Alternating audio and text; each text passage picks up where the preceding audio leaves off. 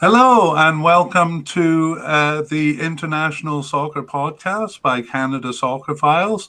This is our preliminary podcast, basically introducing the podcast, ourselves, and the 2020 Euro Cup. I'm Kevin. And I'm Connor. All right. Well, by what right do we have to do this podcast, Connor? Well, none really. Well, I've always had international soccer as a hobby. And around 2006, I started making files on the teams, the tournaments, and the players. It's these files that play into the name and most of the graphics we show in the video cast that comes with them. But keeping up with them as tournaments came and went became a bit of an obsession. In 2019, I was looking for a preview podcast of the Asian Cup, but I couldn't find one. I think it was the same in 2018 for the World Cup. I can't remember exactly. I remember finding some podcast focused on one national team, and then it kind of discusses the other teams in passing. So recently the idea struck me that I should do something like this. I have the passion and I have the files. You do indeed. Yeah, we'll explain a little bit about what the podcast is. First, so we want to let you know that we are releasing this is both a video and an audio cast. So two separate versions of the podcast. The video will contain some graphics and visuals, which may be helpful to you as a listener. However, these graphics are not essential for understanding the podcast, and we will be covering the material in our discussion anyways. However, for those of you who wish to follow along with videos, that option is available to you. That's right. And just like this, the graphics before you can see some very simple graphics, but again, we'll be covering all of the information through our speaking. So we're going to go to, that was the introduction for the podcast. And, I haven't been following along. So that kind of shows that the graphics are not really important. But the next part, we're going to introduce ourselves. So I'm Kevin, and when people ask where I'm from or where my slight accent is from, I have a bit of trouble answering that question. My parents were Irish. They moved to England, and then they moved to Chepstow, a place called Chepstow, and then Cardiff in Wales. Chepstow is on the Welsh side of the border with England. And while my parents went to a Welsh hospital for my older sisters, they went to an English hospital for me and my brother. So I'm a little bit English in that regard. But I mostly consider myself Canadian and Irish. My family moved to Canada when I was 10 and I grew up here. I went to university to get a degree in education. And then I taught for 5 years in a place called Edson. That's a small town between Edmonton, where we're coming to you from, and the Rocky Mountains, which is 4 hours away from here. I loved teaching, but I didn't want to be in Edson forever. So after 5 years, I decided to travel. Travel for me means living somewhere rather than just visiting. So I planned to stay in Asia for a year or two. I stayed for 15, ending up unexpectedly in South Korea. Part of the reason to stay there was because I suspected the World Cup 2002 would be there. The reason I ended up staying so long is I got married and had a daughter, and we kind of wanted our daughter not to lose their Korean culture. But it was a lot of fun. My brother came over to watch the World Cup with me in 2002. That's Connor's dad. And it was good to be able to get around by ourselves, having lived in the country by 7 years at that time. So I came back to Canada. Well, my family and I came back to Canada in 2010. I taught English as a second language at the University of Alberta, and I now teach in a public school system, all the while keeping up with my files as best as I could. My name is Connor. I am Kevin's nephew, as he mentioned. I was born and raised in Edmonton, Alberta, Canada. I've been playing and following soccer for as long as I can remember. For me, it's a passion that borders on obsession, I would say. Some of my earliest clear memories actually are of the 1998 World Cup from France. When Kevin was in South Korea, we stayed in touch mostly through soccer, which inevitably dominated most of our conversations. More recently, I've studied political science at the University of Alberta. I also spent a year studying at Swansea University in Wales. During that time, I followed my beloved Cardiff City football club, attending as many games, both home and away, as I could. Currently, I play competitive soccer here in Edmonton and continue to follow soccer closely, particularly the English Premier League and Championship. But I've always paid special attention to international matches, qualifiers, and tournaments. Great. And it's great to be doing this podcast with you, Connor. We're going to move on to a brief history of the World Cup.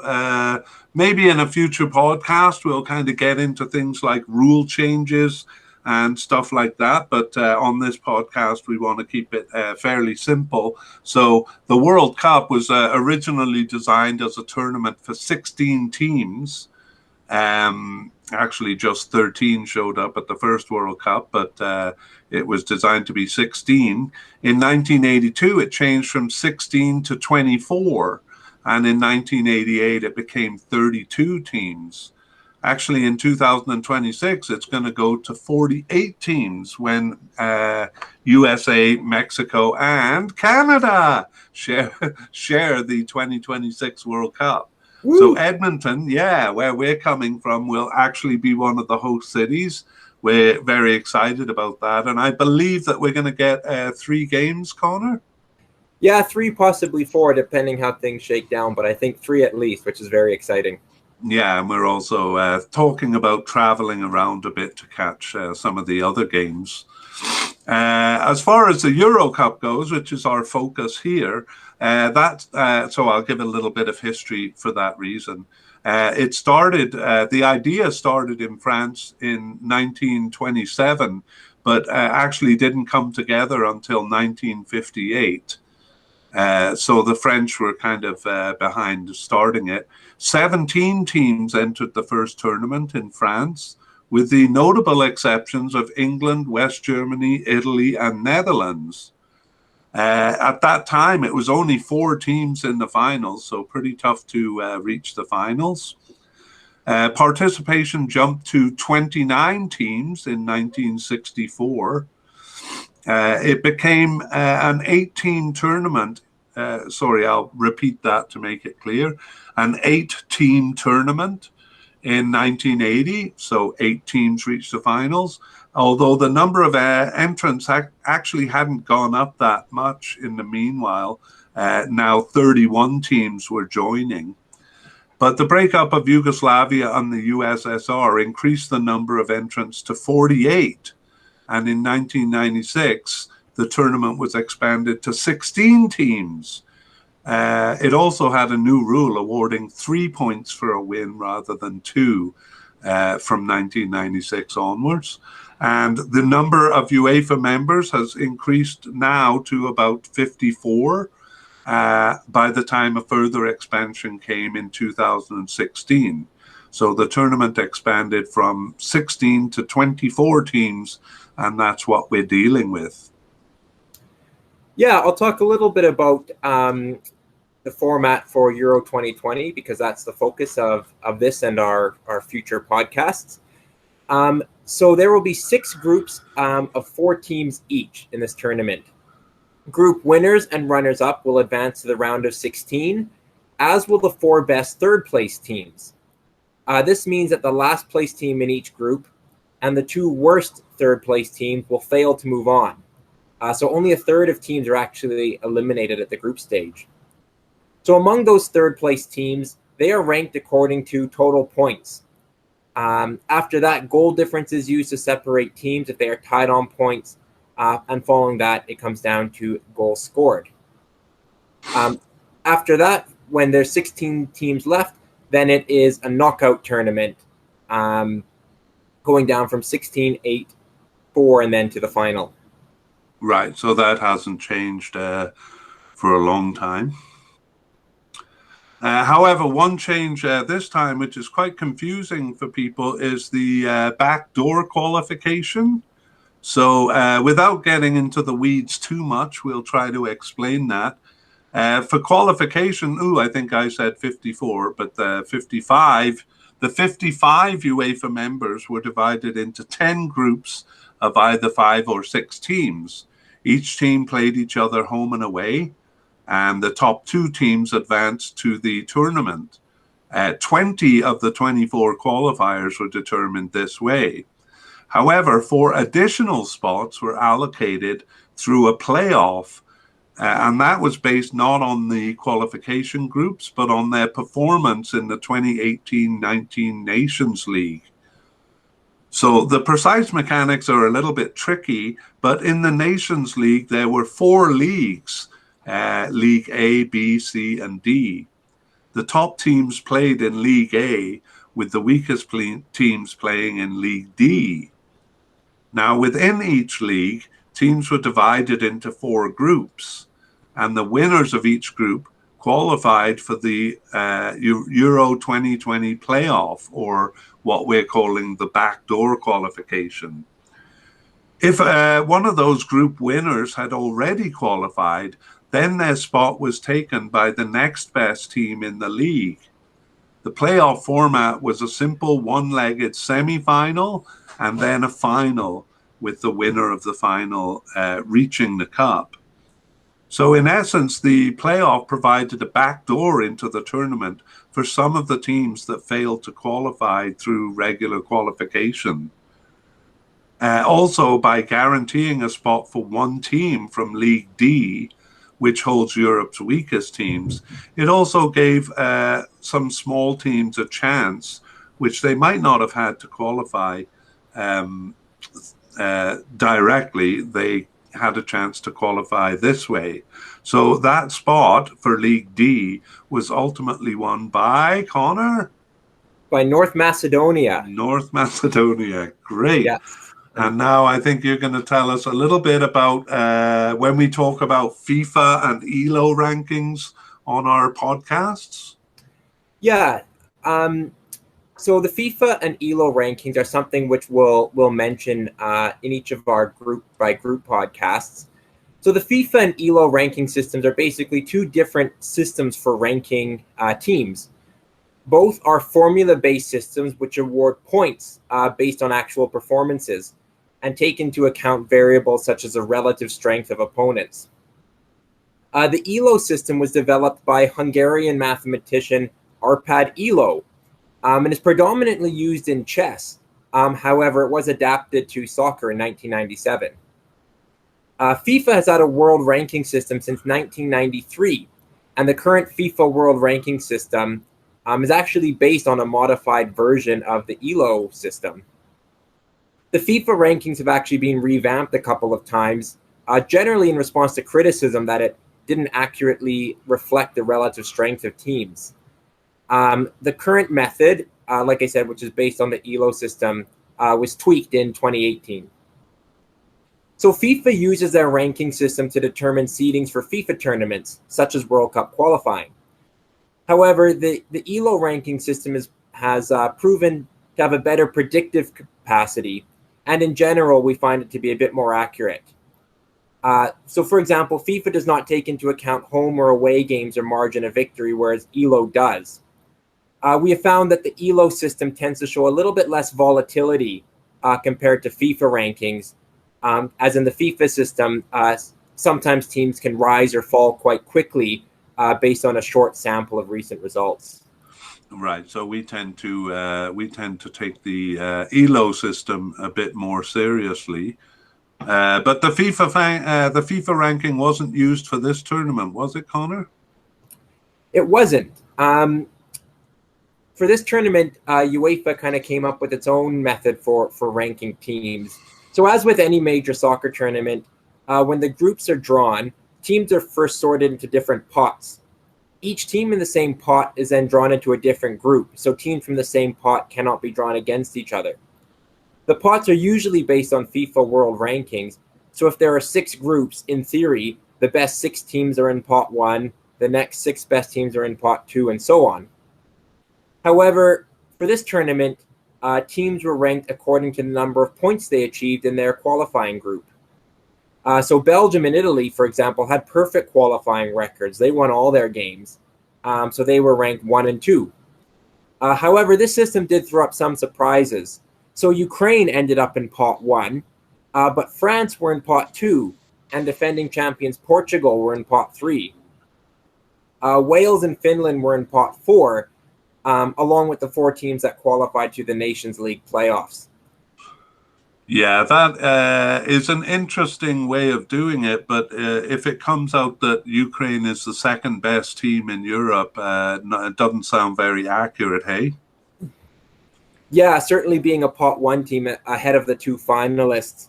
There are some merits to it in that by ranking teams based on their qualifying records, it's a very merit-based system, and it forces teams to take qualifying seriously. But it can throw up some unusual results, as we've seen here. Yeah, nothing more so than the Group D, or sorry, I should say Group F in this one. Yeah, definitely a group of death. Yeah, I don't know if we need a new term, because this is worse than any group of death I've ever seen. Anyway, we're going to cover a few of the terms that we use when we talk about the teams. And the first one I'm looking at is the head-to-head, or the head-to-head record. That's one of the ways we analyze teams, is kind of by comparing how they have performed against other teams in their group. And for this one, we just want to make sure that it's clear that it's competitive fixtures only. In other words, in qualifying or in the actual tournaments, but we don't take friendlies and other meetings into account. And actually, when we get to South America, that has a tournament that started in 1916. So we kind of limited that to the later records there. The next term is a campaign. A campaign technically refers to the entire run of a team in any given tournament. In other words, it includes qualifying and then, if successful, their performance in the tournament itself. So we should say that France won their World Cup 2018 campaign, which implies that they successfully qualified and passed the group stage, as well as winning all of the knockout games after the group stage. However, campaign sometimes is used just to refer to the qualifying. So we can say something like Ghana's successful 2006 campaign, which basically means that they reached the final tournament. Connor, do you want to tell us what tournament refers to?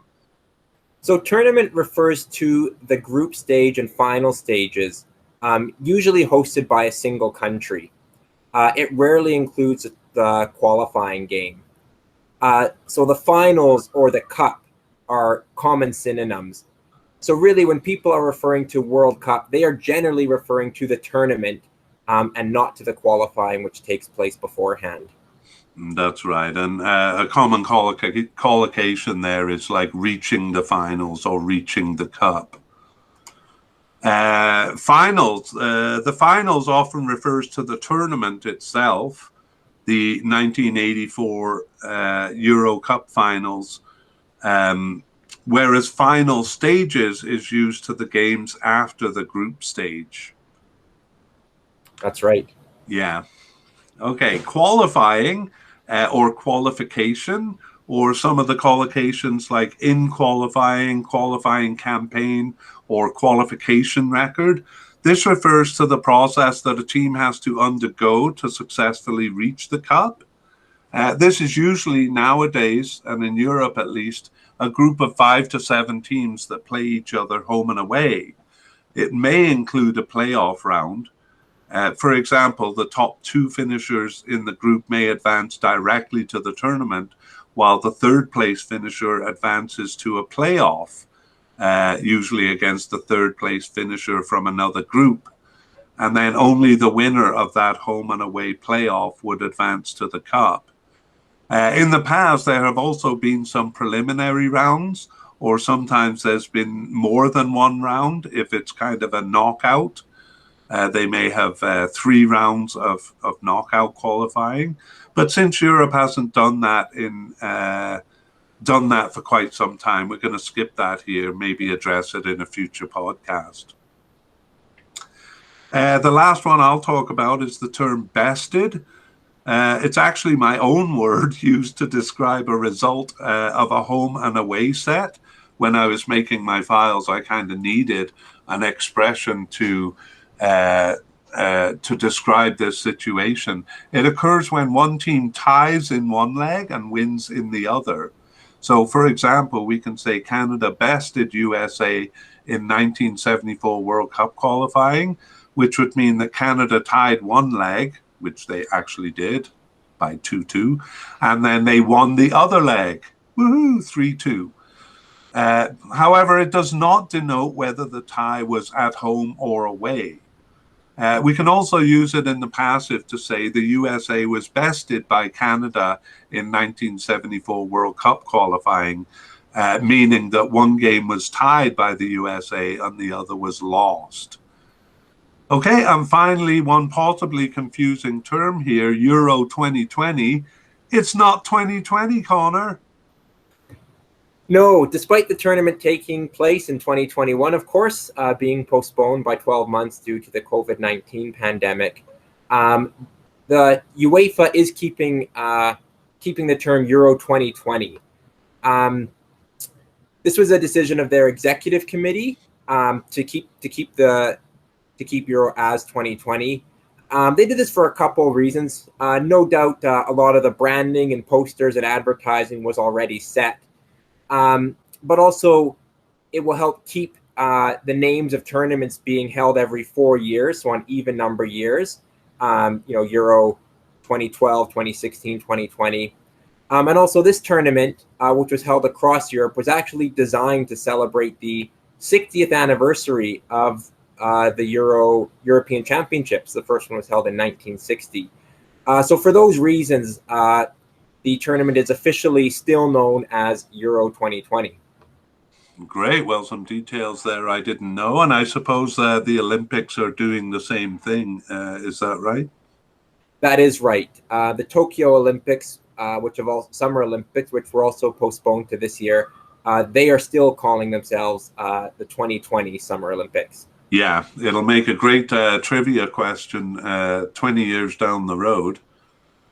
Meanwhile, we're going to look at 2020 hosting and venues, and that, Connor, is your area of expertise. Yeah, so this is the first European Cup that doesn't have either a single host nation or 2 co-hosts. Instead, games will take place in cities all across Europe.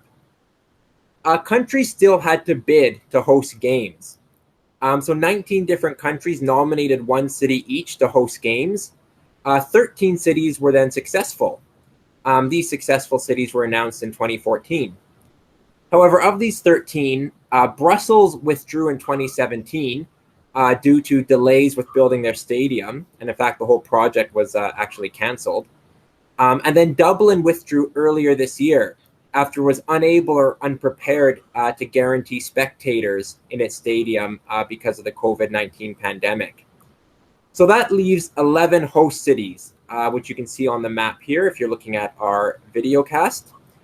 So those 11 cities in alphabetical order are Amsterdam in the Netherlands, Baku in Azerbaijan, Bucharest, Romania, Budapest, Hungary, Copenhagen in Denmark, Glasgow in Scotland, London, England, Munich, Germany, Rome, Italy, St. Petersburg, Russia, and finally Seville in Spain.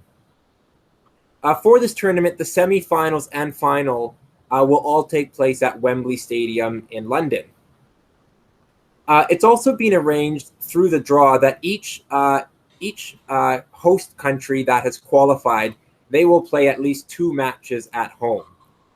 Generally, there will be 2 host cities per group. There are also 2 host countries that did not qualify, that being Azerbaijan and Romania. Great information on that, and I think kind of important because the hosting duties are pretty confusing for this tournament. Well done. Now let's go back to talking about our podcast a little. We just started doing this, and so our future plans are a little unclear, and we do have plans to definitely do the Copa America preview, which is coming up really at the same time as the Euro Cup. We're hoping to do a Gold Cup preview. That's the CONCACAF tournament in our area of the world. And we did have hopes to do a podcast for players, previewing players for the teams in Euro 2020.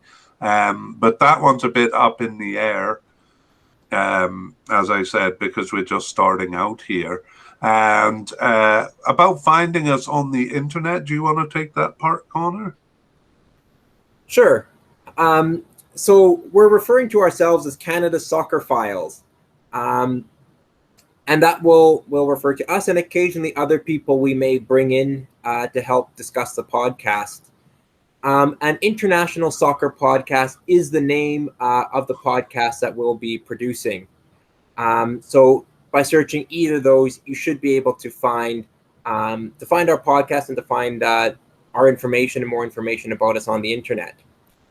Anything you want to add to that, Kevin? Yeah, I mean, we're hoping to set up a website. We're actually soccer files, but we're not really computer files. So yeah, we're kind of figuring all of this out. We hope you'll be able to find us, and eventually we're hoping to set up a website so that we can be found more easily. The name of this series, though, that we're doing right now is the Euro Cup 2020 preview. So that includes this preliminary podcast and then 6 podcasts, 1 for each group in the Euro Cup. Okay, I think that brings us to the end. Connor, do you have anything to add? No, I think that is a little bit about us and what we're trying to achieve here. Like Kevin mentioned, we have 1 podcast for each of the 6 groups. So yeah, we hope you'll give them a listen, and we look forward to sharing that with you and to going through each of the teams. That's right. We'll see how we do over these 6 podcasts, and then we're going to see after that where we take it from there. So thanks very much, Connor, and I hope our guests enjoy the podcasts that are coming on the 6 groups. Thanks, Kevin.